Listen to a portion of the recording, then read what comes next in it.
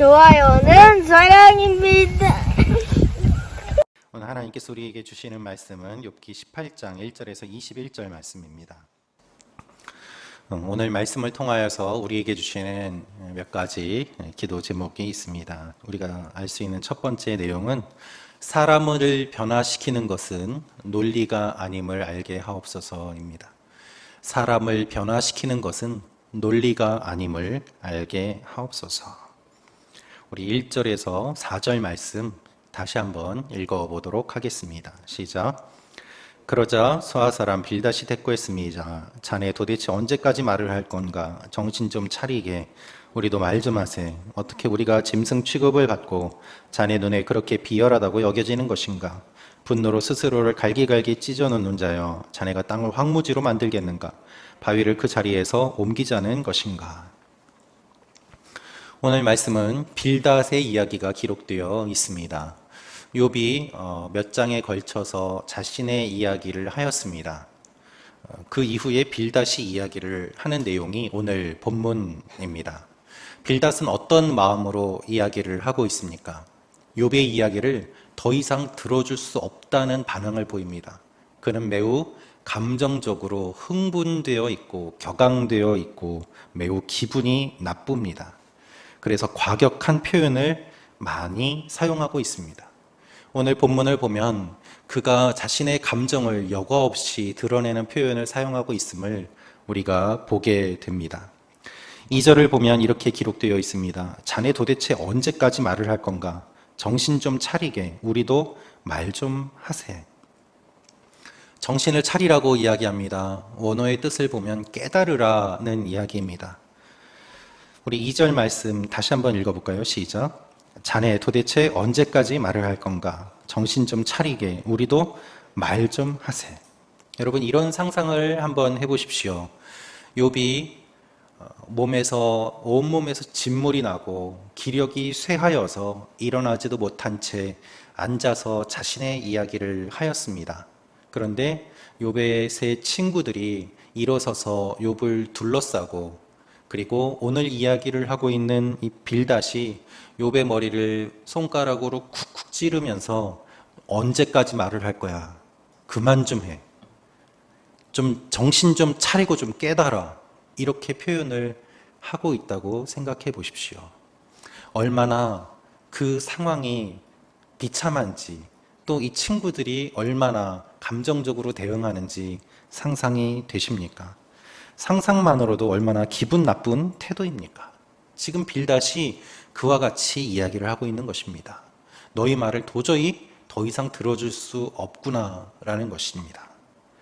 3절, 4절 말씀을 보면 어떻게 우리가 짐승 취급을 받고 자네 눈에 그렇게 비열하다고 여겨지는가 라면서 네가 어떻게 우리를 짐승과 같다고 이야기를 하고 있느냐 라고 지금 논리적으로 반박하고 싸우고 있는 것입니다. 그는 이렇게 이야기합니다. 스스로를 갈기갈기 찢어놓는 자요. 분노로 스스로를 갈기갈기 찢어놓는 자요. 욥기 17장 11절에서 욥은 이렇게 이야기하였습니다. 하나님이 나를 파괴시키셨다. 내 생각마저도 부서졌다. 거기서 부서졌다는 말은 외부의 힘에 의해서 온전한 것이 찢겨져 나갔다는 것을 의미합니다. 그런데 18장 4절에서 빌닷은 욥이 사용한 것과는 다른 말을 사용합니다. 스스로를 갈기갈기 찢어놓는 자요.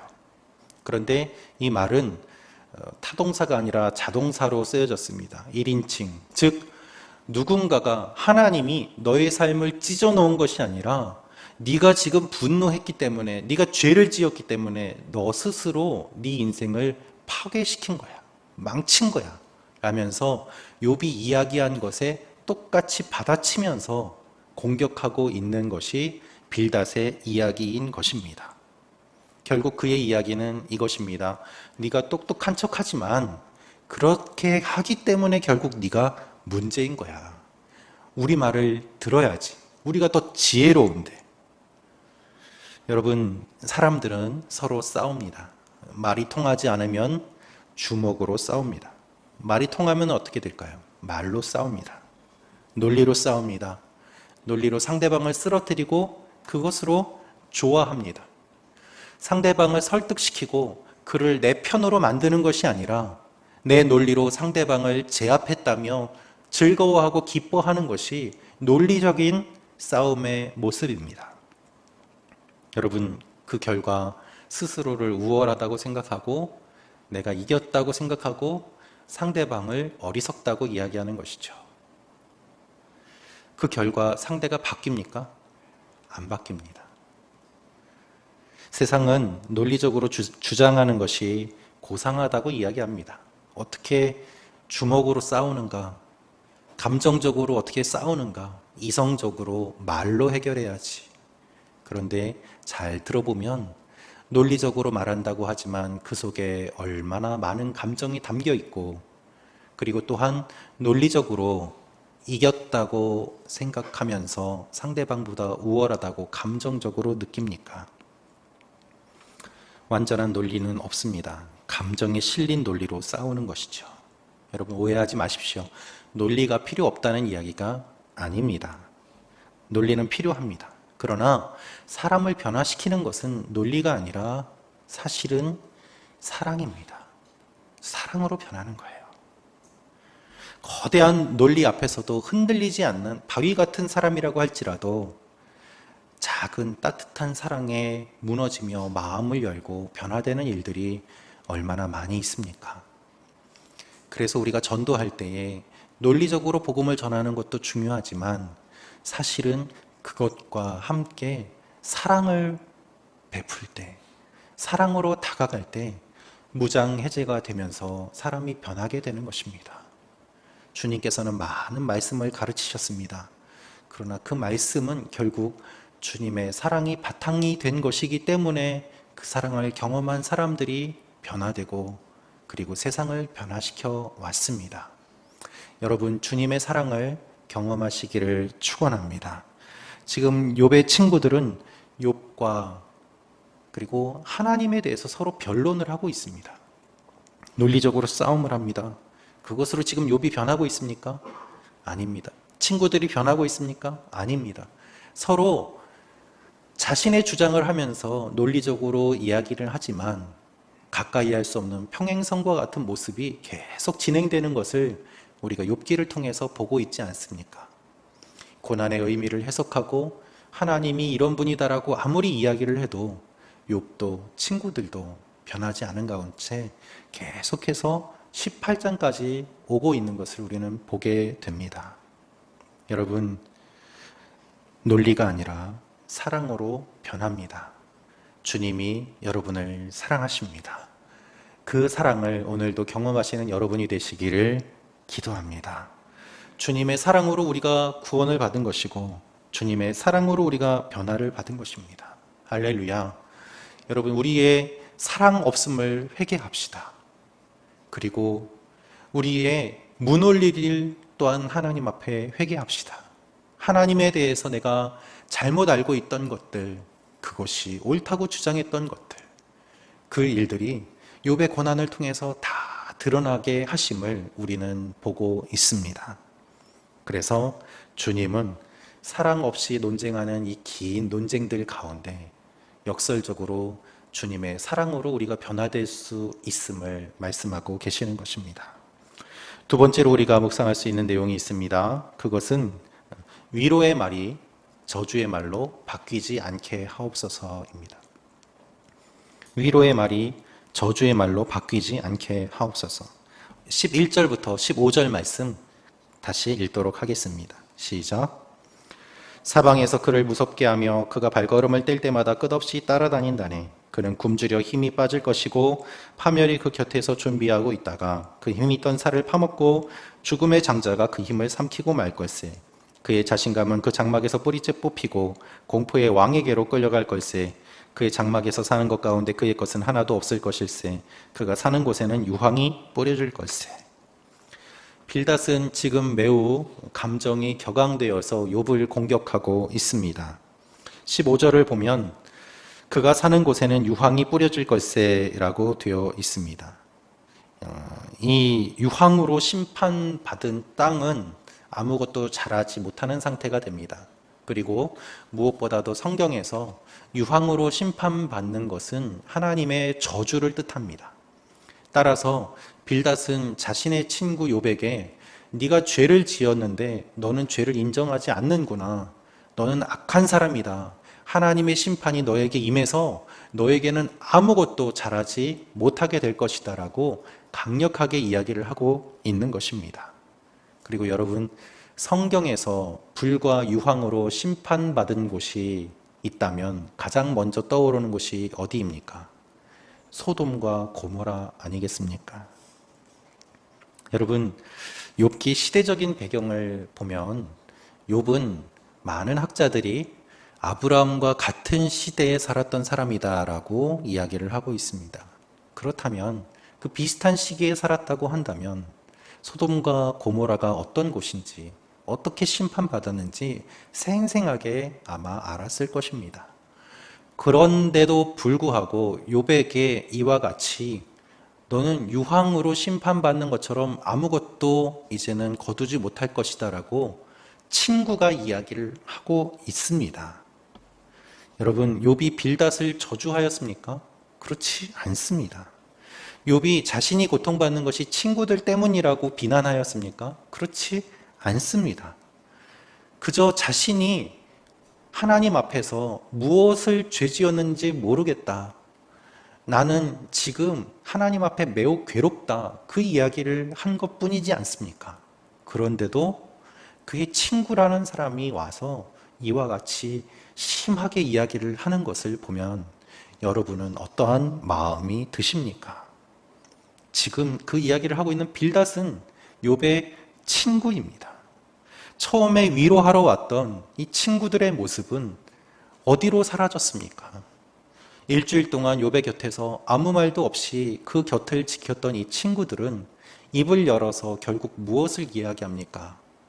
처음에는 위로하는 듯 이야기를 하지만 결국에는 진리라는 미명하에 욥을 비난하고 공격하고 있는 것이 현재 그들의 모습 아니겠습니까? 감정적으로 싸우고 있습니다. 하나님 이야기를 하지만 결국 나의 기분이 상했다는 것이고 욥 너는 시끄러우니 조용하라는 것이고 내 말을 들으라는 것을 이렇게 돌려서 고상하게 표현하고 있는 것입니다. 여러분, 우리는 위로의 말을 하려고 찾아갑니다. 그런데 이야기를 하는 도중에 감정이 격앙되고 싸우고 오히려 관계가 더 악화되는 일들도 일어나기도 합니다. 서로를 향한 비난의 말이 되는 모습을 보게 됩니다. 왜 만났는지 의미를 잃어버리고 감정을 쏟아놓으며 더 악한 관계로, 나쁜 관계로 되어버리는 일들이 일어나는 것이죠. 여러분, 우리는 오늘 어떤 말을 해야 하겠습니까? 그리고 지금까지 어떠한 말을 해왔습니까? 값싼 말로 위로하려고 찾아갔는데 내 말을 듣지 않으니 기분이 나빠서 감정이 상하고 서로 싸우는 일들이 우리 주위에 많이 일어납니다. 논리적으로 이야기하는 것 같고 그럴듯하게 이야기하는 것 같고 심지어는 영적으로 신앙적으로 이야기하는 것 같지만 그것이 결국 자신의 이익과 감정을 감추며 이야기하는 것이라는 그 일들, 그 사실들 우리가 살면서 많이 경험합니다. 그래서 그럴듯한 말로 우리를 포장하는 것이 아니라 하나님 앞에 우리의 말을 돌아보며 진실한 모습으로 나아가는 것이 필요한 것이죠. 위로하러 왔으면 위로하면 됩니다. 싸울 필요가 뭐가 있습니까? 그래서 우리의 마음을 항상 스스로 돌아보는 것, 그것이 주님께서 원하시는 것이고 그것이 영성의 깊이입니다. 하나님 앞에서 우리의 말과 우리의 모습을 돌아보는 하루가 되시기를 주님의 이름으로 축원합니다. 세 번째로 우리가 묵상할 수 있는 것이 있습니다. 그것은 단순한 것에 만족하지 말고 깊은 통찰력을 갖고 살게 하옵소서입니다. 단순한 것에 만족하지 말고 깊은 통찰력을 갖고 살게 하옵소서. 20절, 21절 말씀 다시 읽겠습니다. 시작. 그 선대가 두려움에 쌓였듯이 그 후대가 그 운명을 보고 놀랄 걸세. 악한 사람의 집은 반드시 그렇게 되고 이것이 바로 하나님을 알지 못하는 사람이 사는 곳일세. 세상을 이해하는 것을 세계관이라고 합니다. 단순한 세계관은 세상을 쉽게 이야기할 수 있도록 도와줍니다. 그러나 세상은 그렇게 단순하지 않고 세상은 그렇게 쉽지 않습니다.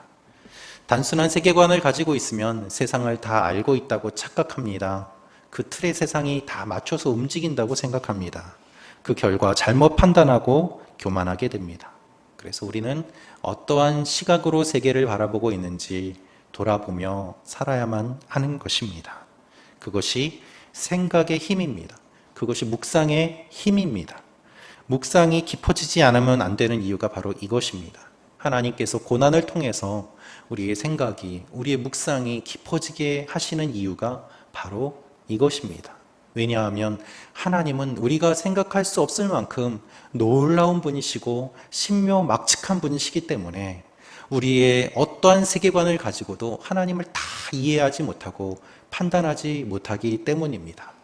그런데 우리는 너무나도 단순하게 생각하고 간단하게 생각하면서 하나님을 그 틀로 제한하고 우리의 신앙을 재단하는 일들이 일어나기도 합니다. 지금 욥의 친구들이 그와 같은 모습을 보이고 있는 것입니다. 하나님이 악인을 심판하신다. 이것은 맞는 말입니다. 틀린 말이 아닙니다. 문제는 여기에서 더 나아가지 않는 것이고 잘못된 결론을 내리는 것입니다. 하나님이 악인을 심판하신다. 그런데 네가 심판받는 걸 보니까 너는 악인이구나. 이 이야기를 하고 있는 것이죠. 잘못된 결론을 내리는 것입니다. 여러분, 다른 것도 한번 생각해 보십시오. 하나님이 우리에게 복을 주십니다. 우리를 풍성하게 하십니다. 그런데 이 말은 맞는 말이지만 거꾸로 생각해서 그런데 너는 가난한 거 보니까 하나님이 너를 사랑하지 않는구나. 너는 복이 없구나. 너는 하나님께 버림받았구나. 이건 잘못된 이야기 아닙니까? 하나님은 우리를 치료해 주십니다. 맞는 말입니다. 그런데 당신이 계속 아픈 걸 보니까 당신은 하나님께 저주받은 사람이군요. 이렇게 판단한다면 그것은 잘못된 것이지 않습니까? 우리가 단순하게 바라보면 편합니다. 그런데 하나님은 그렇게 역사하시지 않아요. 그래서 우리 인생의 많은 문제들 가운데서 내가 알고 있던 모든 것들이 다 깨어지고 하나님은 이렇게도 하시는구나 하는 것들을 경험하면서 하나님에 대한 이해가 점점 넓어지게 되고 깊어지게 되고 그것으로 인해서 우리가 영적으로 성숙하게 되는 것입니다. 그런데 이것을 생각하지 않으면 우리는 너무나도 쉽게 판단하고 정죄하고 재단하게 되는 것입니다. 너는 하나님께 사랑받지 못하는 것 같아. 너는 믿음이 약해. 계속 아파? 네가 믿음이 약해서 아픈 거야. 여러분, 그렇지 않습니다. 하나님은 그렇게 하시는 분이 아니에요. 하나님은 어떤 틀로도 제한할 수 없어요. 할렐루야. 그래서 하나님은 자유로운 분이세요. 우리가 하나님을 제한하는 것이 아닙니다. 제한할 수 없습니다. 하나님은 우리의 생각보다 크고 하나님은 우리가 상상할 수 없는 놀라운 일들을 이루시고 우리의 판단력과 가치관으로 하나님을 재단할 수 없음을 우리에게 언제나 말씀하고 계십니다. 그래서 우리가 하나님을 믿을 수 있는 거예요. 이것을 잊어버릴 때 우리는 하나님마저도 우리의 생각으로 판단하고 재단합니다. 예수님이 하나님 나라를 선포하셨을 때 사람들은 무엇이라고 했습니까? 신성 모독이다. 하나님을 모독한다라고 이야기했습니다.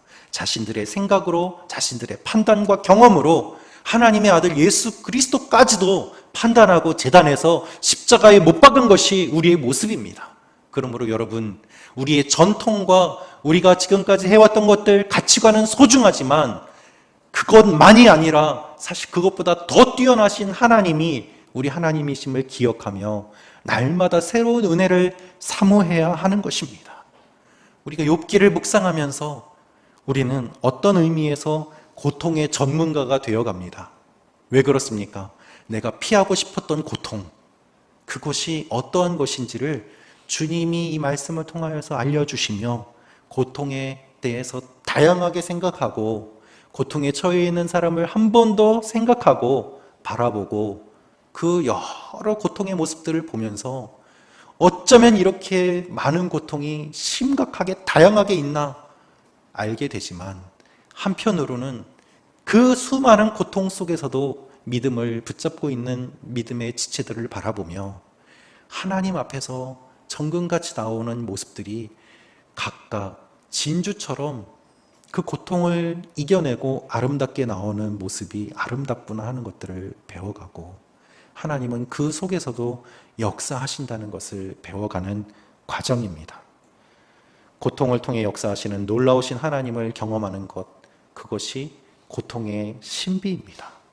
그래서 여러분, 오늘 하루도 주님에 대한 이해, 그리고 서로에 대한 이해, 이 세상을 움직이게 하시는 그 하나님의 놀라우심을 이해하는 그 깊이가 더 깊어지는 하루가 되시기를 축원합니다. 하나님께서 우리의 모든 것들을 깊고 넓게, 그래서 성숙한 모습으로 인도해 가실 것입니다. 우리 함께 같이 기도하겠습니다. 이 시간에 기도하며 나아갈 때, 주님, 우리가 섣부르게 단언하지 않게 하여 주시옵소서. 판단하지 않게 하여 주시옵소서. 놀라우신 주님, 우리 생각보다 뛰어나신 주님, 놀랍게 역사하시는 주님을 바라보며 우리의 마음을 열어놓고 하나님께서 자유롭게 역사하실 수 있도록 우리를 내어드리는 하루가 되게 하여 주시옵소서. 주님, 내 생각보다 크십니다. 주님, 우리의 경험보다 크십니다. 주님, 우리의 지식보다 크십니다. 하나님이 우리의 아버지가 되십니다.